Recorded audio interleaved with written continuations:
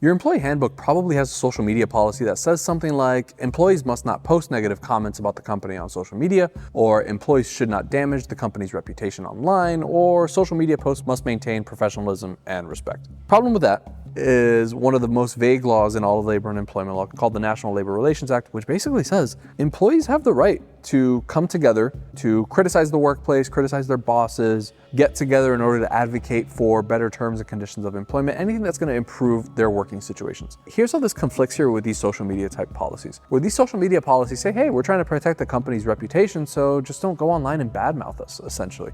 And that sounds about fair sometimes, right? But the intersection with that law there then says that these social media policies are so broad that an employee can't go online and say, our manager keeps giving us terrible shifts, or this company is not very good for career advancement, or they underpay relative to the community. Now, it gets a little bit technical, but by and large, as long as employees are coming together, that means two or more, employees have a right to do that. So if somebody's posting on their social media page, maybe they've got a group page, maybe they're DMing somebody, maybe they're posting on like some subreddit that's dedicated to the company itself, right? The law is going to say that these employees are engaging in protected concerted activity to essentially come together and improve their terms and conditions of employment. And you taking action against them for doing that, just because you have this really broad, vague policy that says, you can't damage the company's reputation, or you have to keep it professional and all that sort of stuff, it's going to get you in trouble with the National Labor Relations Board. You're probably going to get an unfair labor practice charge if you terminate somebody for violating this, and then you're going to owe the back pay and all that sort of stuff.